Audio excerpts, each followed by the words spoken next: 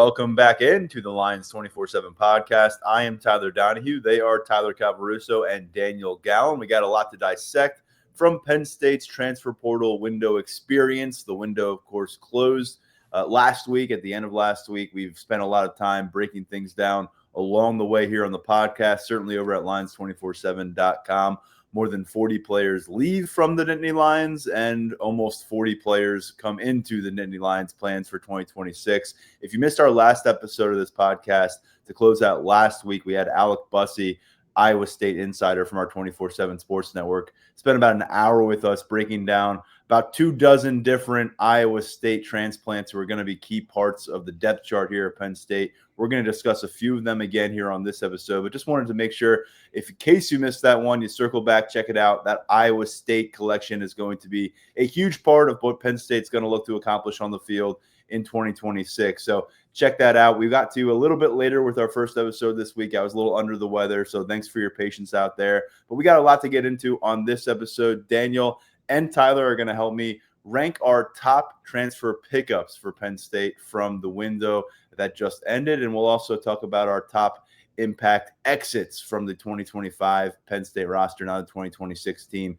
guys that are no longer part of the process here at Penn State that we think could sting for a while. We're going to break those down. We'll also finish out this episode with some thoughts on positions that are in a really good spot on this team coming out of the transfer portal window, and then a few positions that we think could probably use some more work to get fine-tuned before this team gets back on the field against competition.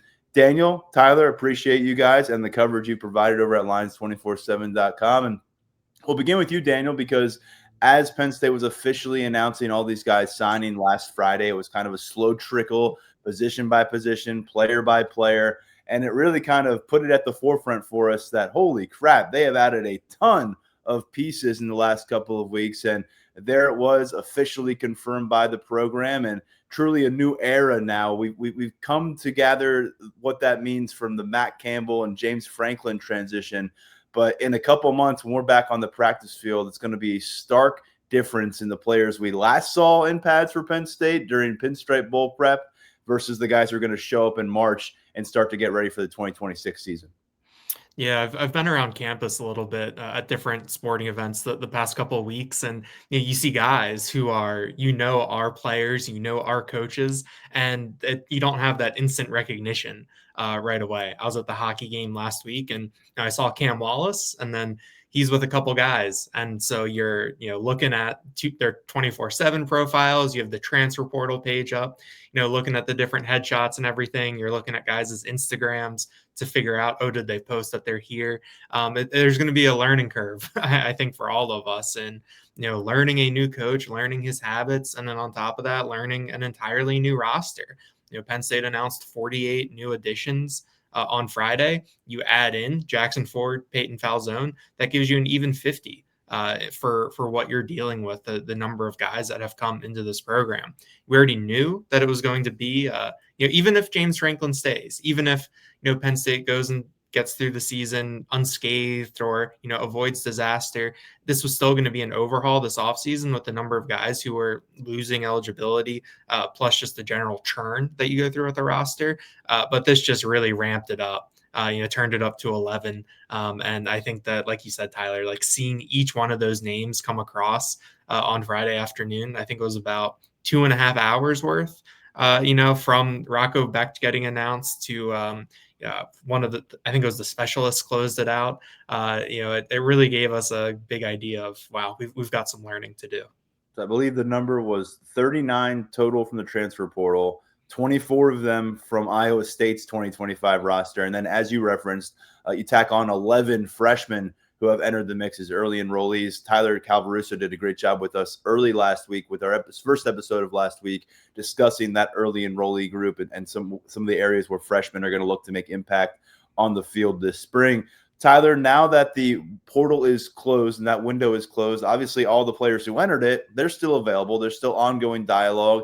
We don't think Penn State is quite finished yet in terms of putting together this, but how would you kind of bring it to our podcast? What kind of effort, what kind of work was required for Penn State to get what it needed to get done during that 2-week span? Ton has gone into it. I think it was a little bit easier for Penn State this portal cycle than you might anticipate, just because there was already so much familiarity with some of these Iowa State guys that have come over. Well, not some of them, all of the Iowa State guys that have come over. It's less of a hard sell, when those guys are on campus. They know the staff, they know what this group is capable of. So that helped kind of alleviate some of the craziness that usually goes into transfer portal pursuits. But with that being said, there were also plenty of non-Iowa State additions where the staff had to go really, really hard to get some of these guys. Ohio State running back transfer James Peoples is, I think, a pretty good example of the work that has been put in by this staff. Because the outside expectation, and speaking to people in the industry, agents, coaches, there was a thought that James Peoples was going to make a full gauntlet of visits before coming to a decision. He only took one. It was to Penn State. Steph was able to lock him down while he was in town. So it was an all hands on deck effort from top to bottom.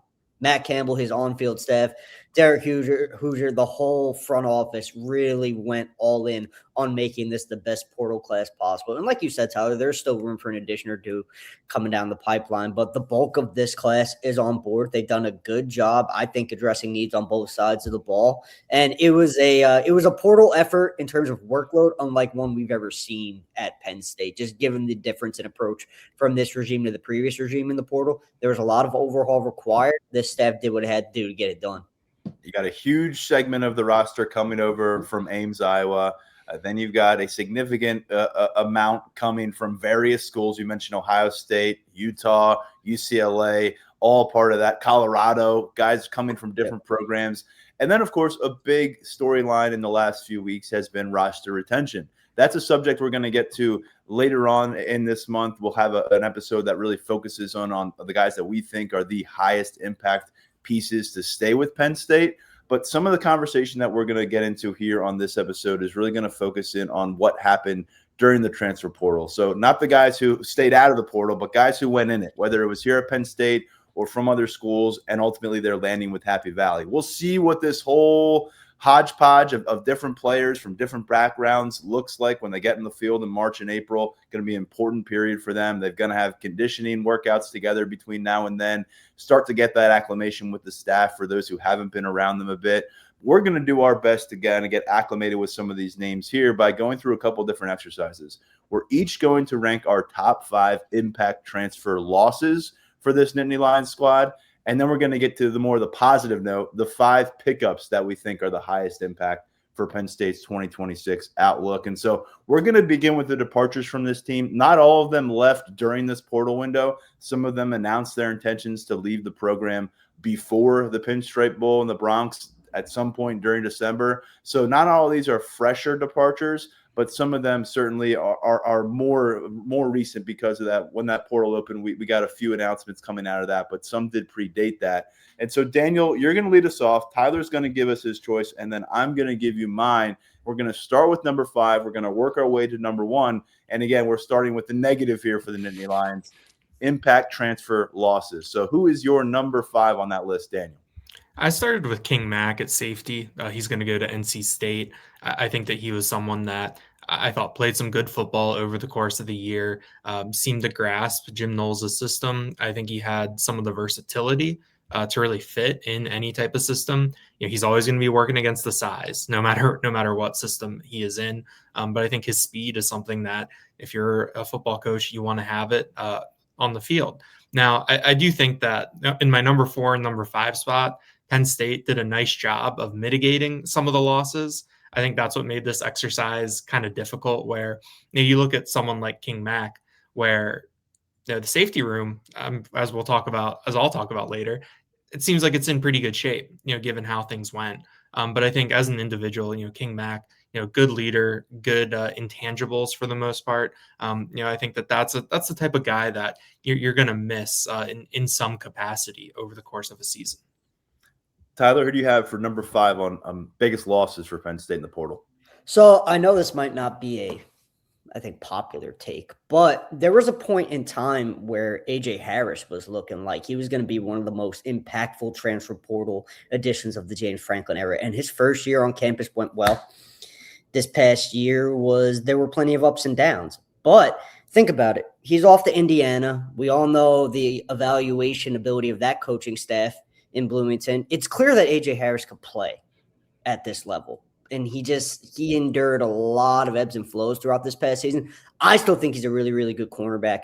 I think he's going to be a really good player at Indiana. So I think that's a bigger loss than some people might realize. I think that he's going to go on to bounce back and kind of revert to the form we saw of him in his first year in State College. I think that staff is going to get the most out of him. I think that Terry Smith could have gotten him back on track had he stuck around as well. So might not be a popular choice, but I'm going to go with AJ Harris at 5. He was number 6 for me. Ooh, okay. So I'm not completely crazy for that. Sounds good. I like it. I didn't narrow down number 6, but I had 3 guys, all defensive backs written there: Harris, Mack, and Dejon Lane. And maybe someone will bring up Lane down the road here. I don't know. But to me, kind of what Daniel said, I think we're all looking at this from probably a different equation and how we try to get our 5. I am kind of factoring in how Penn State was able to backfill and maneuver at some of these positions. So I like what they were able to do at cornerback. We'll get to that a little bit later. And so that kind of kept AJ Harris off the list for me. I do have questions about what's next at offensive tackle, and that's where I go at number 5. I go Egan Boyer. He's going to be a redshirt sophomore in 2026. He is someone who followed Phil Trautwein down to Florida. Quite frankly, he might be the guy who plays Phil Trautwein's former position there in the Gators uniform for the next couple seasons. I could see him being the plug-and-play left tackle for the Florida Gators here 2026, 2027. We'll see where his career progresses. We heard internally last summer, as we spent a lot of time around campus checking in on different camp events and prospect events, and we happened to rub shoulders with a lot of different coaches during those events. And one of the really strong feedbacks that we got last summer was on Egan Boyer, and people within that Lash building last year leading up to the season, although he wasn't going to be a starter, they were talking about potential first-round draft status down the road as he develops. Remember, he came to campus sub 240 pounds. Now he's 50, 60 pounds heavier than that. He started in the Pinstripe Bowl at left tackle, and I think in a different world, well, Phil Trautwein doesn't leave for Florida and bring Boyer with him. You could have seen Boyer become entrenched as Penn State's future at that position now that Drew Shelton moves on. So Egan Boyer leaving town, I think it creates some questions for you at tackle, and I think it lowers the ceiling a little bit potentially at that ceiling or at that position because of what I just discussed.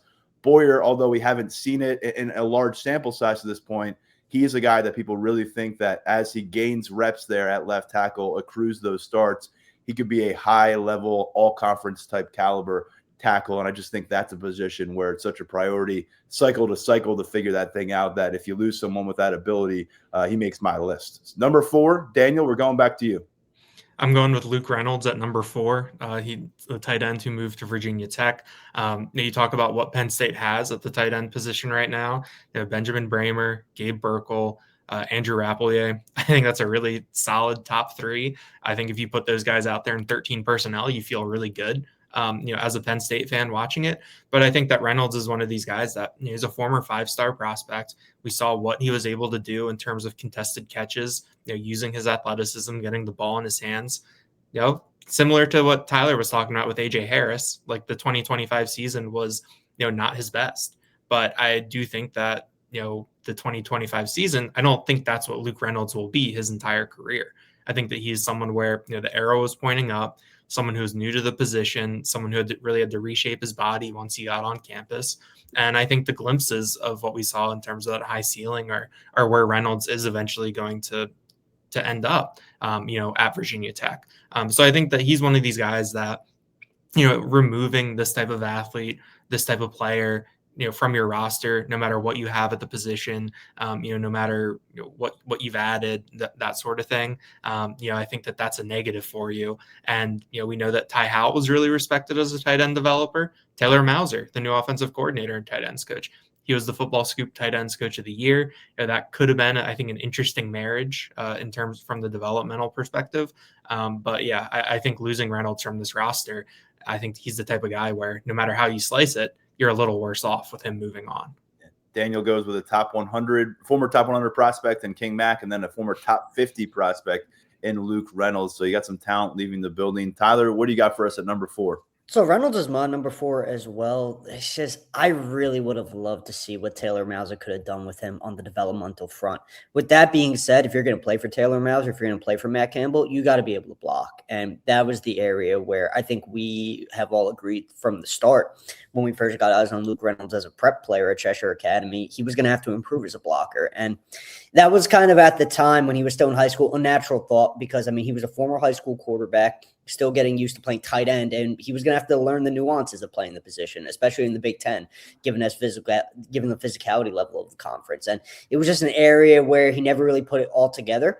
I still think that his best football is coming up at Virginia Tech. I think he's going to be a pretty good player for James Franklin and Ty Howell down in Blacksburg, but I really would have loved to see what Taylor Mauser, what he could have unlocked in Luke Reynolds, because he runs so many different tight end personnel packages.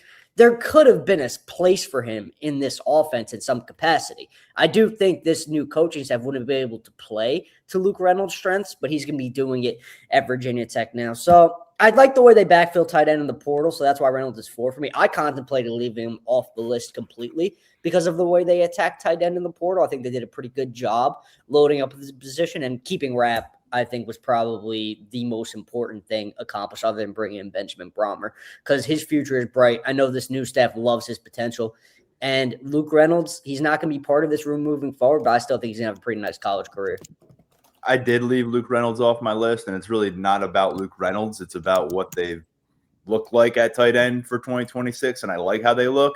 I do think Luke Reynolds, in his own regard, is going to go to Virginia Tech, play a bunch of snaps. You think he takes another step from a physicality standpoint, becomes more of an all-around tight end. I do believe a year or two at Virginia Tech, he's going to be able to come out the other end of this thing as a really intriguing NFL prospect, just like he came to college as a really intriguing prospect. But I just don't see a major absence felt from Luke Reynolds in the 2026 game plan for this offense at Penn State. Where I do continue to wonder is on the offensive line, and I'm going to go back there now, and TJ Shanahan is my number 4 name on this list. He was a lot of the time on the sideline in November. He was dealing with an injury. It kind of supplanted him from the starting lineup where he resided for much of Big Ten play. I believe he finished with 5 starts for Penn State. That included the Pinstripe Bowl. He's a guy that could play both guard positions. We saw him play both guard positions. He could compete for you to play center as well. And we know there's a competition ongoing now to replace Nick Dawkins. And so a guy that started several games in the SEC and then several games in the Big Ten after his transfer from Texas A&M to Penn State, felt like if you can keep him on board, you've got some solutions. You got some things to work. You got some versatility to apply on your offensive interior, where they do have a lot of juggling pieces at this stage of the calendar. But again, this is another example where a guy followed his position coach to Florida. You're going to have both Egan Boyer and TJ Shanahan as part of that Florida Gators offensive line room for Phil Trautwein. And this was much of a surprise because I know that a key piece of the reason he came here in the first place last offseason was because of Phil Trautwein. And so he again makes that move south to follow this coach, but he is my number 4 guy. So I'm kind of stacking offensive linemen here to begin the conversation. And Daniel, we'll get over to you for your number 3 impact loss for Penn State. I know a lot of people are probably waiting for this name to pop up or when he would come up, but I've got Chaz Coleman at number 3. The one-time number 1 player in the transfer portal when he entered in December. I think that it's similar to the arguments I think with Reynolds and Mack, where letting this type of player with the skill set, leave the building. I think that makes your roster a little bit worse off. On top of that, he plays a much more impactful position than either of those guys. When you talk about what a pass rusher can do in terms of changing the game, I think in December, once Coleman entered the portal, I think we really covered the ground. But he's someone that showed where he needed to develop, where his weaknesses were, but at the same time, you really couldn't deny the upside and the idea of, with a couple more years of development, refining that technique, what could he look like in 2027 when he's a junior? And that the NFL draft is right on the horizon. I think that he was someone that, I think the evaluations we got from the Penn State staff during the season were like Jim Knowles, Deion Barnes were really honest. And then they really backed it up by who he played against, who he didn't play against, how much he played. it really showed where the areas to improve were. But I think that he was someone that, by all accounts, could reach that ceiling, had the mentality to reach that ceiling, and he's going to do that elsewhere. Won't be the last time you hear Chaz Coleman's name on this segment, so brace yourselves. Tyler, where do you go here? It's not going to be the last time you hear Chaz's name, but I don't have him at number 3. So we're not doubling up this time, which I was kind of concerned we were going to. I got Xavier Gilliam at number 3. And again, I like what Penn State accomplished at D-tackle in the portal. I think they did a good job of going out these big guys who are going to allow Penn State's defensive front to function at peak efficiency. Because like I said, when we talked about these guys on the last podcast, when we were talking about all the incoming portal additions, a lot of these D-tackles, space eating, run stuffers, they eat up blocks, they free up gaps, allow those linebackers to get downhill, make plays against the run. That's how this new Penn State regime wants to play. And that's all well and good. But, I mean, going back to high school, I was banging the desk for Xavier Gilliam to be a force. I love the kid coming out of high school, and I think that he developed quite nicely at Penn State. I think he has the chance to develop into one of those defensive tackles who's going to be a real problem late in his college career. I think his blend of athleticism, his increased strength, the upper body mass, the good weight that he has put on since he arrived at Penn State to now, I think that's going to make him a potentially special D tackle, maybe as soon as this year, if he could put it all together. So Gilliam is my number 3. I was kind of struggling with how to weigh him given the influx of additions at D tackle in the portal, but I can't stray away from my original opinion on Gilliam as a player, independent of Penn State's current roster and personnel situation. So rolling with Gilliam at number 3.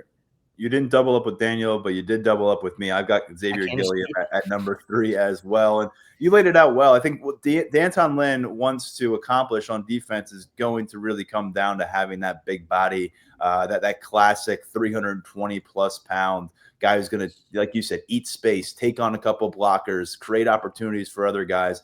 They piled up those they stacked up those kind of guys for the transfer portal. And maybe we'll get some mention of them when we get to our next segment here on the podcast. But Xavier Gilliam is in kind of a different bucket for what he is as a defensive tackle, because I think he's someone who can play really well off a space eater type defensive tackle and use that athleticism, as you referenced, be a penetrative force. I think we were a little surprised maybe that he wasn't as robust as someone getting into the backfield in 2025. I think that lies ahead for him. I think he's someone who can get 7, 8+ tackles for loss starting this upcoming season. He was a little bit lower than that. I think he was at 2 or 3 as a redshirt freshman, but he got a ton of experience, more than 400 snaps. He was the number 2 guy behind only Zane Durant in terms of getting out there involved at defensive tackle. And then you saw kind of where things were gauged when he entered the portal, speaking with people on some other campuses, speaking with some national people in the industry here. He was truly considered one of the premier talents available in the portal at defensive tackle, and I believe he was compensated as such by Tennessee. And so I think that you to check the pulse on this thing, very highly regarded as a defensive tackle prospect. We've felt that way internally for a couple of years. Tyler, you've been ahead on that. But his linear development at Penn State, a guy who could have burned redshirt as a true freshman, didn't need to because it was the strength of the roster and it was a healthy part of the roster for the most part, took a huge step forward here as a redshirt freshman. I think that you see that linear development continue. Could be a big-time player in the SEC here for another year or two and then take his talents to the next level. So in my mind, this is a significant loss, and this is one that I did resist the urge to balance it out with the defensive tackle additions on the transfer portal, because I think a lot of those guys serve a different need for your defense than what Gilliam might have been able to do for this defense on the interior. And Daniel, we're inside the top 2 now. How do you start us off? For 3 in a row, I got Xavier Gilliam here as my number 2. I think the reason I had him above Coleman is because he had the production, because he had the playing time. Like you said, Tyler, he played the second most snaps of any defensive tackle on the roster. That he did, I think, emerge into a type of every down interior lineman over the course of the season. I think that those players, they don't necessarily grow on trees. I think that we can talk about the scheme this year and how it never really felt like the defensive line all got on the same page, that everything was quite working together. He's someone that I know he'll reunite with Jim Knowles in Tennessee, but I think as he takes these steps forward in his development, I think that he's someone that can really, really shine. And we'll see. I mean, it is hard to weigh it with what is coming in the portal, because it's different types of players for a different type of scheme. But I do think that Gilliam is someone who has the type of skill set that you want to have on your team, that you can figure out how to make work on your defensive line, figure out who to pair him with, what type of packages to use, and he would be a net positive to your roster. Tyler, who's your number 2?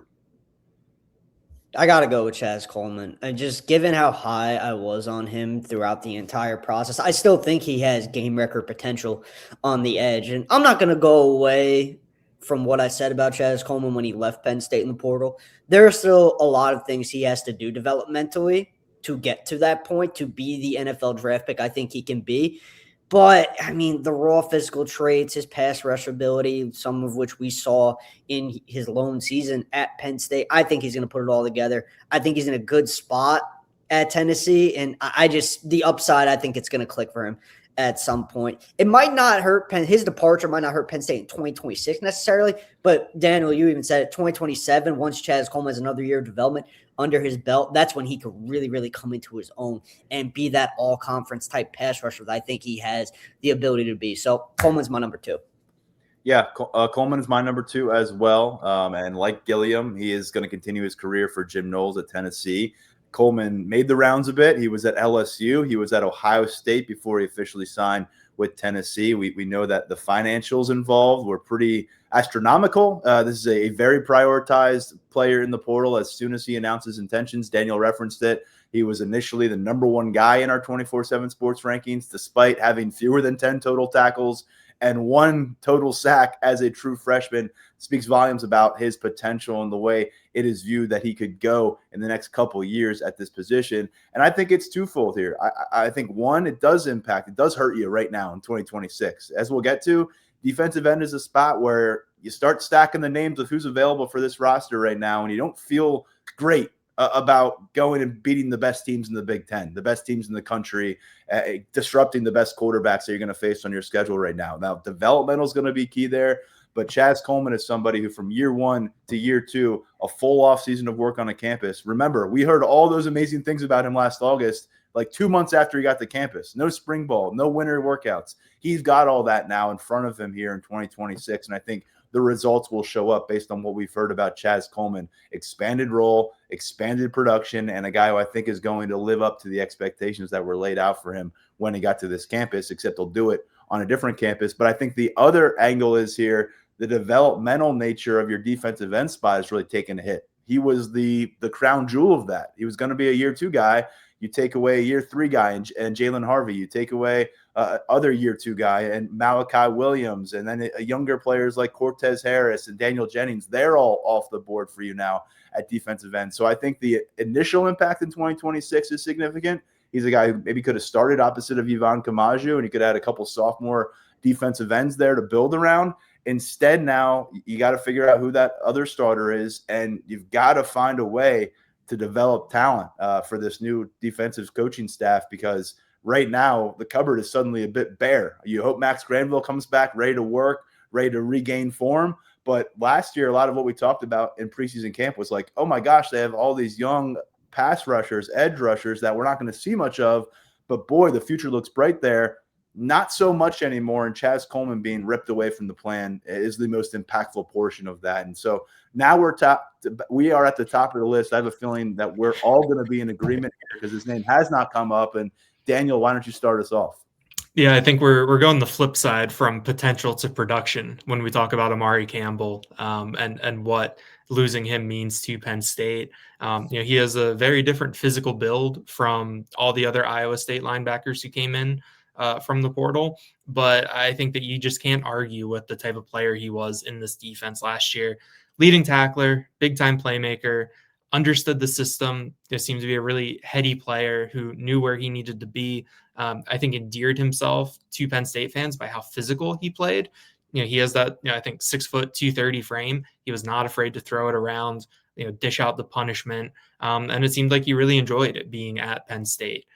So I think that what Penn State brought in at linebacker is a little bit different than what is leaving with Campbell. But I do think that, the production that he had, some of the intangibles, I think that is a tough loss. If you're building a defense and you're trying to keep some continuity, trying to keep guys who've played in the Big Ten before, and can do some different things. I think it is tough to see him go to Tennessee. Tyler, you going the same route here? Yep. I don't really have a whole lot of additional insight, to be completely honest with you. I think he would have been a good player for Penn State in this system, and I think the production speaks for itself. So, yeah, good job, Daniel. Mark Campbell. And make it 3 for Amari Campbell at the top of this list. And he's somebody that mentioned value, being valued when he hit the portal, and kind of said, well, here we go again, second straight year. I got to find value, and I'm not going to get it from my current school. Last year it was North Carolina, where he had 6 sacks as a sophomore. He has now 2 different programs that he has worn the green dot for, 1 Penn State, 2 North Carolina. I think that'll continue to number 3 at Tennessee because he's working with that same defensive coordinator in Jim Knowles. And we mentioned this a bunch of times in the fall. He seemed to be one of, if not the only defensive starter who had his complete mind wrapped around Jim Knowles' defense by the time they got to kickoff. And so he was a fit for that scheme. That'll continue in Knoxville. I think we like the Iowa State linebackers that have become part of this process. Tony Rojas is staying in town. You would have loved to probably keep Rojas and Amari Campbell, that partnership, that friendship together at the top of your linebacker room. Didn't work out that way. And so when you're losing somebody who has proven himself as a guy who can lead a defensive huddle during the game, a guy who can get to the backfield. I think he's got around 10 sacks in the last couple of seasons, and someone who can just really be accountable when things go awry. And things really went awry last year, October, November of that season. Amari Campbell never left the field. He was one of those guys you could really count on, it felt like, across the field, where there was fewer and fewer of those kind of dudes on the field for the Nittany Lions. So I think you lose a lot here. We'll see how they regroup at linebacker, but Amari Campbell to me stands pretty clearly as the number 1 loss. And let me ask you this before we get into our top 5 transfer pickups for Penn State. None of us mentioned Ethan Grunkemeyer. I'd imagine a big part of that is because Rocco Becht is now on board, a guy who started for 3 seasons at Iowa State for this coaching staff, will continue to do that in a Nittany Lions uniform. But Daniel, I guess in a vacuum where we're not regarding what Becht is going to bring that quarterback, what do you make of that departure? Because Ethan Grunkemeyer really seemed to be steadily improving. The production was there down the stretch. And I think probably more noticeable to us as reporters who are around the team, he was one of those figures that guys were galvanizing around. Not quite to Terry Smith's level, but in terms of someone in that locker room that guys felt like they were resonating with and could kind of follow when things got ugly, he might have been that guy in the locker room as things progressed toward the Pinstripe Bowl. Yeah, in my notes, I had like just this list where I went through the portal page and just jotted guys' names down and moved them around. So, like I said, AJ Harris, it was number 6. I think Ethan Grunkemeyer ended up at number 7 for me, just because it is more difficult because you talk about, I'm putting Luke Reynolds on the list, even though I like what they brought in. That's a little bit different though, because quarterback is really the one for one position, the way that things go.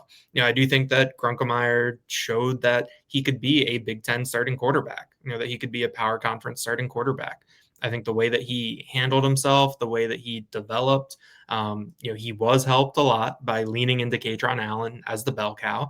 I think that made things a lot easier for him. And I think it was also a good job by Andy Kotelnicki and the offensive staff to not have to ask him to do too much, and finding the right balance of things to ask him to do, where against Iowa and Ohio State, they didn't ask him to do anything, but by the time you get to that Pinstripe Bowl, they're asking him to do a lot, and he rose to those challenges, developed. So I think in the vacuum, in terms of the player that you're losing, a quarterback going into his 3rd year, I do think that is a tough loss if you're Penn State. And just to close things out, I also had Dejon Lane and Andrew Olish written down as as losses that fall in a tier below. Yeah, I mentioned Lane earlier, a guy who was just off the top 5 for me, and I don't have an exact number for him, but just a few beyond that probably. One of those guys, again, going to Tennessee. Jim Knowles bringing down quite a group from that defensive lineup for Penn State via the transfer portal. Tyler, anything to add before we shift gears in terms of a guy that maybe was there on the cusp of your list, or a young piece that hadn't really contributed yet for Penn State that you like the potential for them to maybe grow up somewhere else now? Not necessarily. Boyer, if I had to number it, I'd say Boyer was probably like my 8th guy, Day Lane 7th. I had Grunk at 6. I really considered putting him in that 5 spot, but for me, it wasn't even Beck that kept him off the list, to be honest with you. Obviously, I mean, that importance, we all know that. We don't need to get into the depths of that, but adding Alex Mansky as well is what really kind of kept Grunk off this list for me. I think Grunk's going to have a nice career at Virginia Tech, but you bring in Mansky and you have your heir apparent to Beck, and one who already knows Taylor Mauser's offense. So not a whole difference in my list from you guys, but I did like your inclusion of Boyer because I think his upside is apparent, and I think Trout knows him really well. He has spearheaded his development from the jump, and I think Florida's getting a pretty good tackle. I mentioned him earlier. I think just a stealthy name here whose absence could mean more than we note now, Jalen Harvey. Because he stepped up a bit in the Pinstripe Bowl. We've seen it in flashes. He's going to be a year 3 guy. He's down in North Carolina now working with Bill Belichick and that staff. But he's somebody where, again, you look at the projected depth chart right now and you try to figure out what's going on defensive end. I think you'd feel a lot better to know that Harvey was a 3rd-year Nittany Lion in that conversation. Instead, he is elsewhere. So I think he could be kind of a notable absence as this thing develops that we're not talking a ton about here in the month of January. All right, the good stuff. You've now weathered that conversation. Let's talk about 5 impact additions for Penn State that we are particularly high on. And this is a really, really tough list to pare down because, again, we're sticking to freshmen. We're sticking to transfers. We're not going to talk about those 11 freshmen, but we're talking about almost 40 guys that are part of this discussion. Many of them have accomplished some things with their former programs, have started games with their former programs. And Iowa State, as I said, if you want to learn more about that group, go check out our last podcast episode. We had a Cyclones insider broke down a bunch of those guys, and I think we're going to reference several of them now. We're going to start with you for this one, Tyler Calvaruso. Number 5 on your list for impact additions out of the portal for Penn State.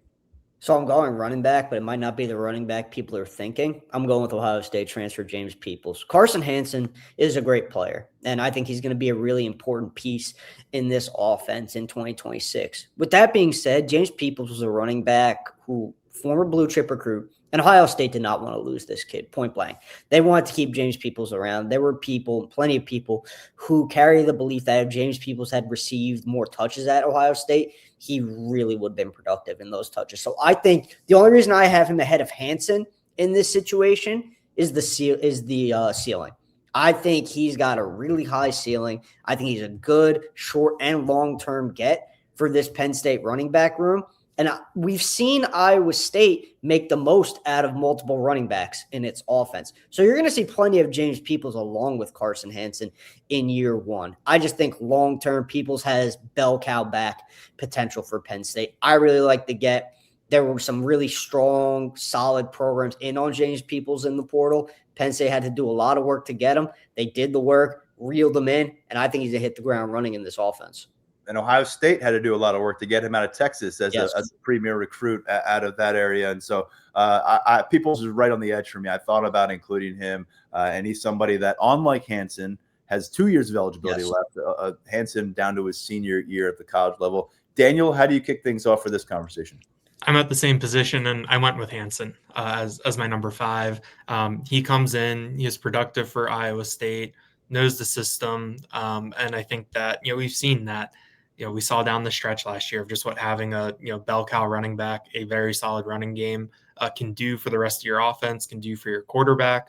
And I think that he's just at a position where he's going to touch the ball a lot, and that'll really allow him to make an early impact, to become, that fan favorite early, to be, someone who I think has the chance to really assert himself in this offense.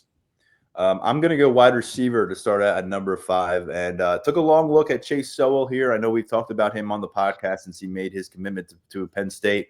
a guy who was a big playmaker for Iowa State, probably less consistent than they had hoped last year. He was a big-time transfer portal pickup for them out of East Carolina, the second straight year where 24/7 Sports has him as a 4-star receiver recruit. He's going to be a senior, and that's part of the reason why I'm going with a different receiver, and Brett Eskelsden, a guy who is only going to be a junior in terms of eligibility, so you got a couple years to work with him here. He brings size, 6'1", 200+ pounds, but I like his field stretching ability, guys, and I think this is an area and a dynamic of this receiver room where outside of a few glimpses at Kobe Howard in 2025, just feels like an area that is really underwhelmed in recent seasons. I know Amari Evans, that's pretty much all he was. He was a field stretcher, and he didn't do a ton else other than that. But I think you can get more bounce while getting that field stretch ability from Eskelsden. Last year, 4 catches of at least 40 yards. He was number 2 in the Big 12 Conference with nearly 18 yards per reception on the season. And he did it with 30 catches. Not a huge number, but a pretty significant total to be able to rack up those yards. 5 touchdowns, led all Iowa State receivers last season. I love that he's going to be on the same page with Rocco Becht. Eskelsden came in and as a freshman, really very limited action, limited production. Then last year, you see his role expand, and he answered the bell. This is a group that's going to continue to rely on the tight end position in a significant way. You're going to see 12 and 13 personnel involved here. Wouldn't surprise me if 2 tight ends are among the top 4 or 5 pass catch leaders for the 2026 Penn State squad.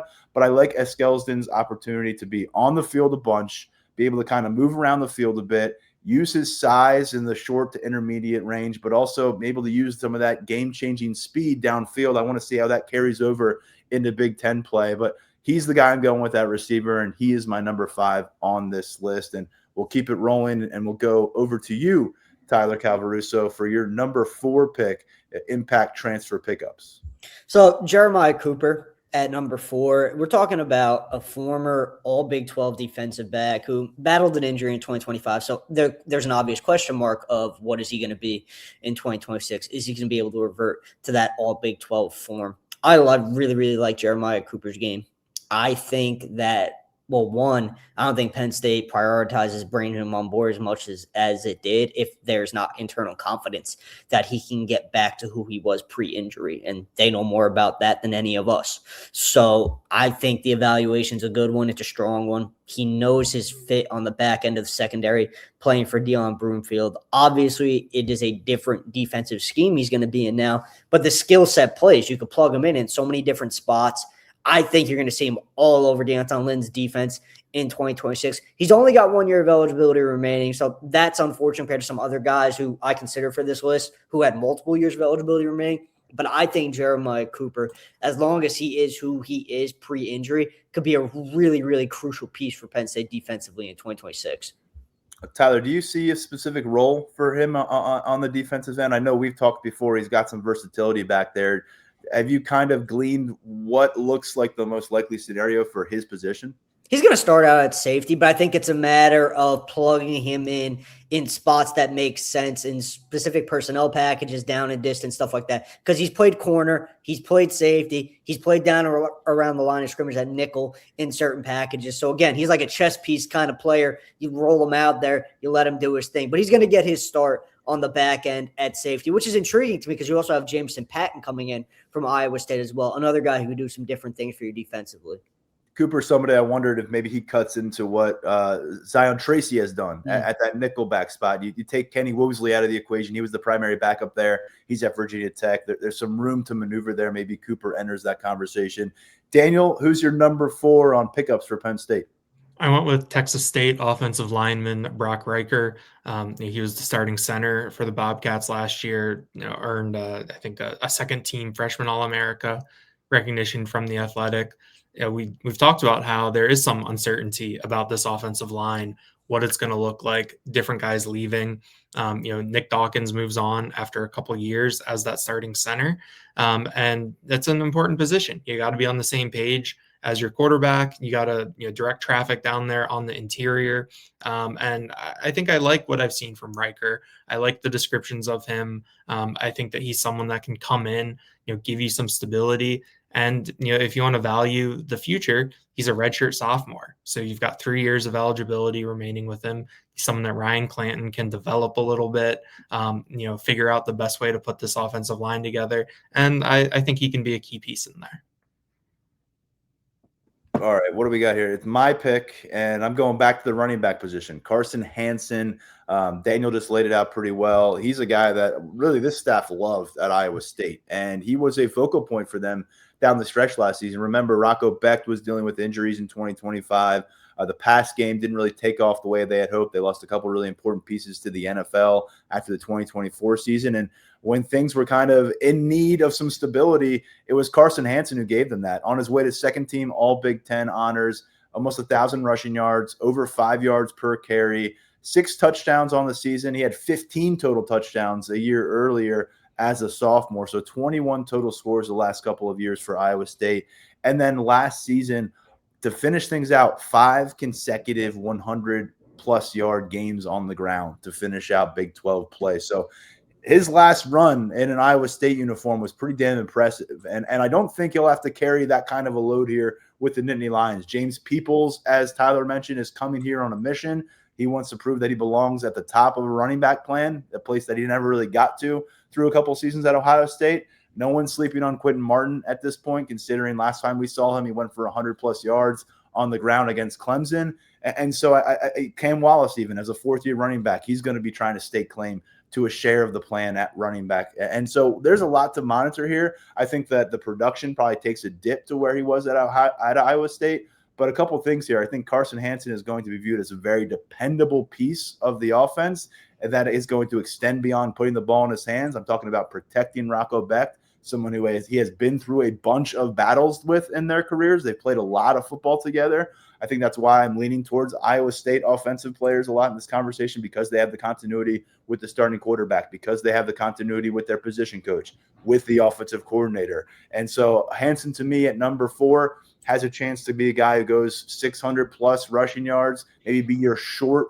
yardage goal line type running back. They love that the physicality and power that he runs with. I believe last year, and kind of summarizing Hansen's impact, Matt Campbell described the end of his run plays as like the end of a car crash, the way things look. And so I think Penn State fans are not going to take long to warm up to this guy.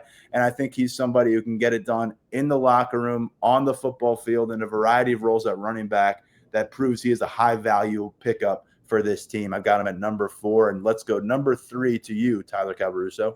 Benjamin Brahmer, 6'7" tight end, all Big 12 player, knows the offense. Taylor Mauser, he's going to roll him out and make the most of his ability, especially in the red zone. You're going to see a lot of Benjamin Brahmer in the red zone in this Penn State offense. He's going to get more than his fair share of targets. And yes, he only has 1 year of eligibility left, but he has the potential to be an extremely high impact player for Penn State in his lone season with the program. He's got the chemistry with Rocco Becht. He knows the offense. He knows what's expected of him.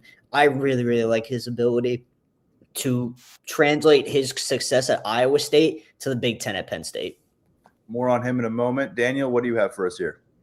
Yeah, Bramer was one that just missed the list for me. And I almost left him off too for Riker. Yeah, I think he can be a really big player for Penn State next year. For me, at number 3, I have Brett Eskelson.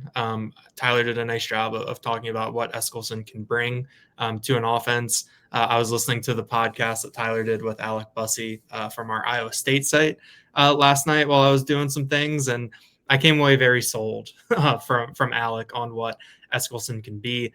The one number that stood out to me was that 17.5 yards per catch on 30 catches. That shows that you've got the field stretching ability, but also that he's someone who can take on a little bit of volume. I think that was something that we didn't really see when Omari Evans was here as the last field stretcher that Penn State really had. So I think that, coupled with the chemistry with Rocco Becht, I think Eskelson could be in a position to really be a playmaker early on for Penn State. And I'm going with Bramer. By the way, it's Bramer, Tyler. I was saying Brahmer until last week, and then I got corrected. So Benjamin Bramer is the pronunciation there. Now I know. But yeah, look, the tight end position at Penn State has been pretty synonymous with success. It took a little bit of a step back here with a 3-man crew in 2025, but what on the field didn't take kind of a step back for the Nittany Lions in 2025. I think they're going to see a nice resurgence there in terms of production, in terms of the cachet Penn State carries in this position room, in its lineup going into the 2026 season. And Bramer is going to be a big part of that. Andrew Rapplier is going to be very important as a fourth-year Nittany Lion, someone who was up near that top of the list in terms of guys who were part of the roster retention efforts for the Nittany Lions.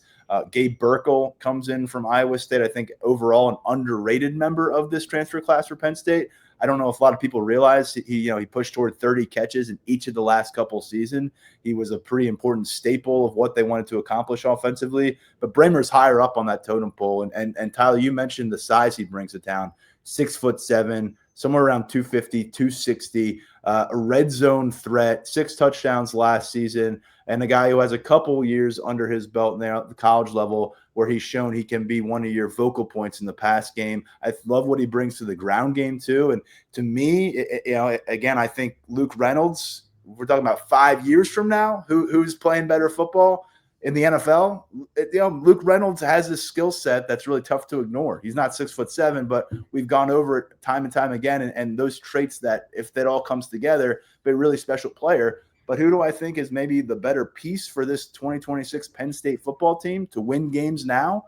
I would lean towards Bramer over Luke Reynolds. And so I think the ability to kind of plug him in, whether he's starting, whether him and Andrew Rapplier are 1 and 2 and coming in off each other, I think we're going to see a lot of 2 tight end setups. I think we're going to see a lot of Bramer on the field, regardless of what's happening at running back and receiver. And I think that kind of usage, that kind of consistency validates him being near the top of this list. And so now we're toward the top half of our top 5s here. And Tyler, we get going with you at number 2. Marcus Neal at safety. I love Marcus Neal. I almost spoiled my number 1, even though I think a lot of people probably know who it's going to be. But Marcus Neal has a very strong case to be number 1 on this list. I mean, this kid does everything at safety. He can cover. He can come down and hit against the run. I mean, he was just such an integral part of what Iowa State did defensively in 2025. That was his breakout season. He's got multiple years of eligibility remaining, so there is still plenty of time for Marcus Neal to develop into a star safety, which I think there is every chance that happens. He's got a great relationship with Deion Broomfield. Those two are in lockstep when it comes to what Neal needs to do developmentally. So you're going to hear his name called a lot throughout the 2026 season to start. Marcus Neal, he is big time. And I think you're going to see that right away. Daniel, what do you got for us at number 2? I also had Marcus Neal Jr. at number 2 on the list. I think that if, however many months ago, if you told a Penn State fan that Babu Toure was going to be the only guy returning from that safety room, I think, you'd raise some eyebrows, maybe panic a little bit. But I think that, we can get to the rest of the room later, but just Marcus Neal Jr. being able to bring in that kind of headliner, for that position group, I think that's huge for this Penn State defense. We've talked about he'll have the chemistry. He knows his position coach. Danton Lynn did some really nice things at the safety spot with Kamari Ramsey at UCLA and USC the past couple of years. So I'm excited to see what Neal looks like, because Penn State fans, you've gotten, and even us watching this team, we've gotten accustomed to seeing some high-level safety play. We kind of know what it looks like. We know what these guys can do. We know how it can change a game. And I think Neal is one of these guys that will be next in that, I guess, lineage of Penn State safeties, even with all this turnover. We're going to have a clean sweep at number 1. I'm very confident. And we have a clean sweep at number 2 as well, because I also took Marcus Neal. You guys laid it out quite well. He has superstar potential, especially given his familiarity with this coaching staff. Some changes on the defense, because this is the one side of the ball where you did see Matt Campbell go external with some hires, not necessarily a complete bridge between Ames and State College for that coaching staff. But you mentioned what Lynn accomplished with safeties and defensive backs, and that was his area of specialty as a player, of course, at Penn State, but as an NFL assistant coach. And it all really does begin, from what I've gathered, at the safety spot for what Lynn wants to accomplish as a defensive group. And we're probably going to see, if track record is any indication, the guy wearing the green dot in this defense at the safety position. And my money would be on Marcus Neal being that guy for Penn State at this point in time. I know it's a spot we've seen linebackers doing it. Lynn has given that green dot for the helmet communication to his safeties at USC, at UCLA. And when you look at what he accomplished last year, the tied for the Iowa State team leading tackles, very productive, along with linebacker Cooper Ebel, but 11 of those were behind the line of scrimmage. And when I'm seeing a defensive back get after it, disrupting things, whether it's rush lanes, whether it's the quarterback, he was doing it. 11 tackles for loss, had a sack, couple interceptions, involved in a couple fumbles as well. So he seems like that guy who can strike a lot of balance at safety, do different things where you can line him up in the box depending on circumstance. You can feel comfortable with it, playing him back deep. And there's just not a lot of players that you can bring in who don't have senior eligibility, and you can say, let's plug him in. We feel really good about him playing 60-plus snaps a game and where his career is going at this stage. All-conference last year for Iowa State. I think Neal has a genuine chance to be an all-conference type player here in the Big Ten as a junior as well. And so let's go to the top of our list.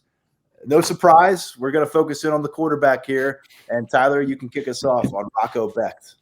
Yeah, I mean, look, this is a manageable schedule for Penn State in 2026. Having a veteran quarterback, one who has command of the offense, and as long as he stays healthy, I mean, Rocco Becht's play under center is the difference between year one of Matt Campbell's tenure as Penn State's head coach being a middling one or a really, really good one. So I think that kind of speaks for itself. Again, he was a really good quarterback at Iowa State. I know some people had differing opinions about him, but when healthy, he was a really good quarterback at Iowa State. And he knows this offense like the back of his hand at this point. He's got to develop some chemistry with this new group of receivers, some familiar faces among that group, of course. But I think Rocco Becht is pretty clearly number one on this list. Daniel, you agree? Tell us why. Yeah, I mean, it's the most important position on the field. He's going to touch the ball every play. And you just look at his track record. You know, he's someone who has played so much football, has been on the big stage too. You know, he was one game away from quarterbacking Iowa State in the college football playoff a couple years ago. And so, you know, I think that he's someone who, you know, knows what it takes. You know, he's played through injury. He's been a gamer. He's had all sorts of a level of skill talent around him. I think that he's one of these guys that it's the cliche, but at this point in his career, he's seen everything that can be thrown at you as a college quarterback. You know, for the most part, he's risen to the occasion, and I think that he's in position to keep doing that here at Penn State. He's got the injury recovery happening right now. You hope to get him back at full speed as soon as possible. But the beautiful thing is, again, same quarterbacks coach, same coordinator, same head coach, same top wide receivers, same top tight ends. You add Andrew Rapley into that mix. And, oh, by the way, still got Carson Hansen with him in the backfield. So for a guy who is moving into a different conference, to a different school, upper rung of the college football ladder here to Penn State, there are a lot of comfortable things around him here that I think would really set him up for a fast start. Kind of get rid of some of that. Sometimes when you see a quarterback show up on campus, it can take a little while to develop that. I just think there's so many pieces in place that are already rooted in what he has accomplished at the college level, 9,000 plus passing yards, 60 plus touchdown tosses, a guy who can do it with his legs, really a lot of grit to his game as well, which I think it'll take probably a quarter or two for him to be one of the more endearing Nittany Lions players for fans out there. So going to be big for fans to fall in love with their quarterback here. It's a one season run with Becht as a senior. But I just think he is a guy that this locker room will be able to look toward, this offense will be able to look toward, and he'll have the answers for them. And that's going to be imperative for a team that's going to have a lot of different moving parts, some trust issues perhaps because a lot of these dudes haven't done it together. So to have the glue guy at the quarterback spot, can't ask for anything better than that. And I think that they've got a couple guys here, Neal, who we had at number 2, and then Becht at number 1, who can really be the stalwarts on their respective sides of the ball, give you that carryover from the Iowa State thing while commanding respect from guys who have already been in the locker room at Penn State. So we're all on board with Rocco Becht at number 1. Anything that you think that any names out there that we didn't reference that you think are worth bringing up here, Tyler? And it's tough. As I said, when you got about 40 guys to go through to bring it down to 5 is difficult. Personally, that group of defensive tackles, got a few guys with starting experience there that can be important, big bodies, disruptive presence for you at the heart of this defense that none of us mentioned, and yet probably could have found room for some of them if we wanted. Could have found room for some of the D tackles, could have found room for Alex McPherson at defensive end, just given the position and the need for talent at that position. I think the only thing I would have changed about my list in hindsight, just given eligibility, I probably would have put Brock Riker at 4 instead of Jeremiah Cooper, because I love Brock Riker. I think he's going to be a very impactful part on this offensive line. But other than that, I mean, some of the younger guys coming in from Iowa State who have upside, the linebackers like Caleb Bacon, Cooper Ebel, Caleb Brzina, they all could have staked a claim to this spot. I think it speaks to the quality of the portal class. There were a bunch of guys who we could have included on this. Yeah, there's 3 for me. You both mentioned Riker out of Texas State, the center. Such a crucial job that you want to have locked in for your program going into the season. We'll see what Dominic Rulli can do there. A guy who's a 5th-year walk-on, has played center for this team quite a bit, including the Pinstripe Bowl. But Riker, you just love the prospect profile there, what he brings from the transfer portal, what he was able to accomplish with freshman eligibility last season. And then Trevor Bohr, a guy who's making the move from the interior offensive line for Iowa State. They absolutely loved him in Ames, played quite extensively at guard. I think he's probably going to be pegged for a starting job there. We'll see what other guys have to say. Cooper Cousins is back in the fold as well. We'll see if Anthony Donko is going to stick at guard or end up at tackle for 2026. But Bohr is a guy that comes in ready to contribute. And then I think, it's worth referencing Bacon. I would probably point to. I wanted to get some linebackers involved in the conversation. And to me, Caleb Bacon is the one out of those 3 because he can be a pass rush presence. He's not going to be a 3-down, hand in the dirt lineman, defensive end for you this year.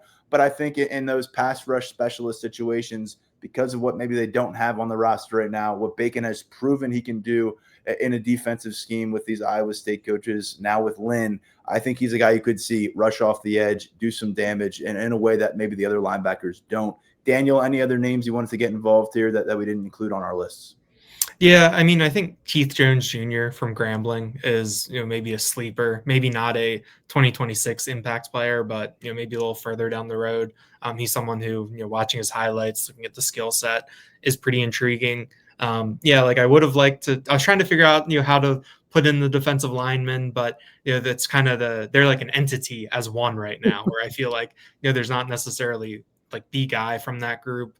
And then, I thought about Chase Sowell. I thought about one of the linebackers, trying to figure out how to parse those. I was close to putting Jeremiah Cooper on. I was intrigued there, but I think he got bumped for Riker basically because I thought that one was pretty important. I feel like this is one of those lists where you put it up and then every single response is, what about this guy? What about this guy? What about this guy? And only room for 5. Tough for me to pick who I would take off to put any of these guys, but I think, like you said, I think there's some good quality in this class that's coming to Penn State. Let's close out this conversation by taking a position look and just a few positions that we see as in good shape coming out of the transfer portal, where, you might be fine-tuning things, but you really like how it projects when action kicks off next fall. And Tyler, when we kind of talk about that category, what stands out to you? What groups stand out to you? I like what they did at D tackle. I like what they did at wide receiver. Even though I didn't include any of those guys on my list, I think they did a pretty good job supplementing the wide receiver room with the 2 Iowa State transfers. And I love what they did at safety with Neal, Patton, and Cooper, and Omarion Davis from Boston College as well. I think they did a really good job on those 3 fronts. Daniel, any positions particularly stand out to you? Yeah, I agree with Tyler on safety. I think on an episode earlier this month, I talked about, I really liked how they handled quarterback, getting Alex Mansky to come over as well, so that you're not necessarily in a position where next year you're scrambling again. I think that it's been done sustainably. And then tight ends. I think that getting those 3 guys to come over, Bramer and Burkle, I think pairing Ravelier with those guys, I think that can be really formidable. I talked about losing a talent like Luke Reynolds. This is how you make up for losing someone like that. Bringing these different, this type of talent in, I think that position projects forward very nicely.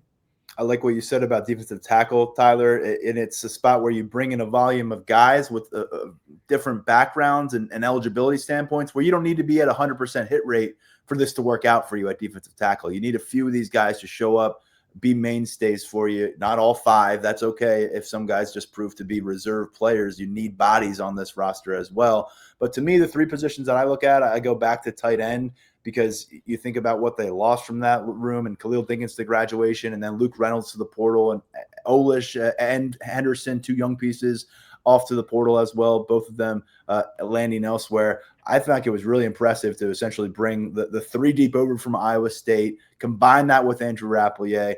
I think that's a hell of a promising position right now for Penn State. I don't think that they're in a position where they've taken a step back there. I think they could take a step forward from where they were in 2025.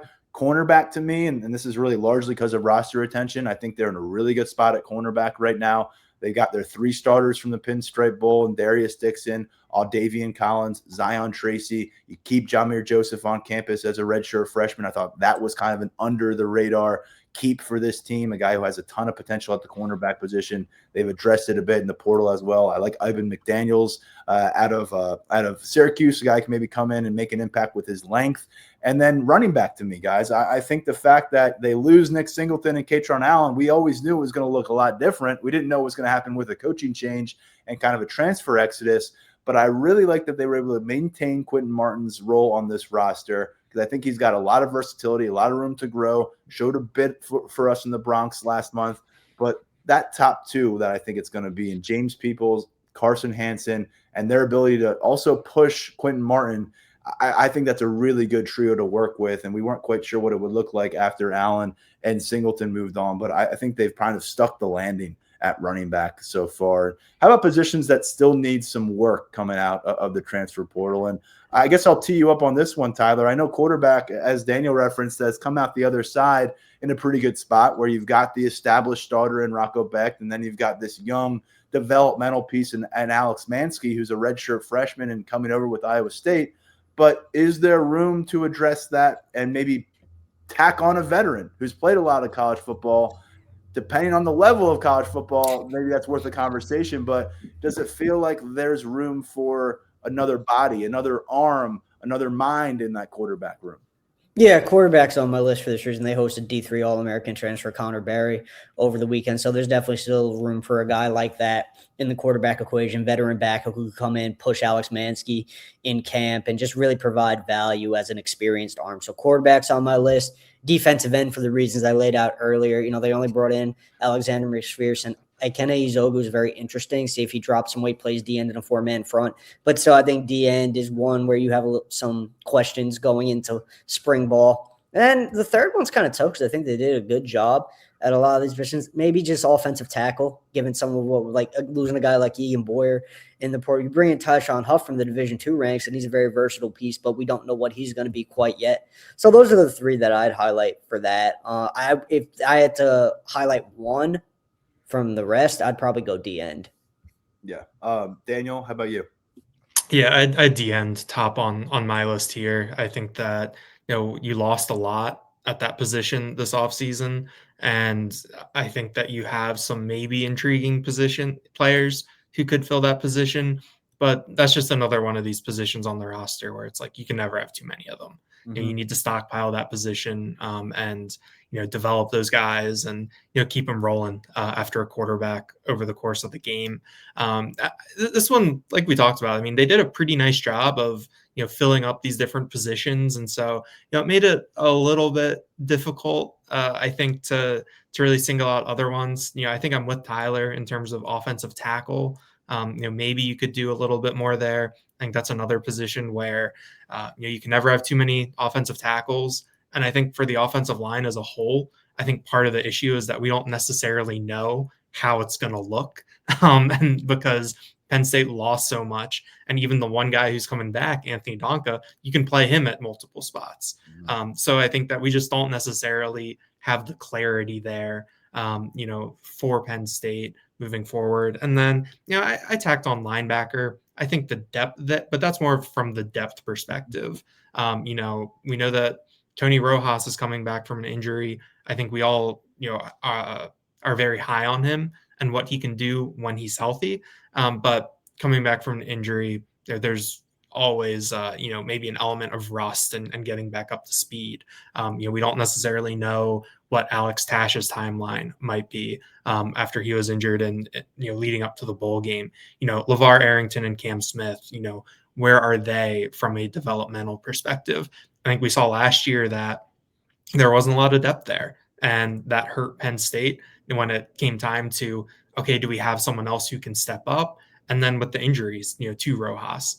So I think maybe to me, I had to stretch a little bit to add to this list, but, linebacker was one that I think stuck in my head a little bit.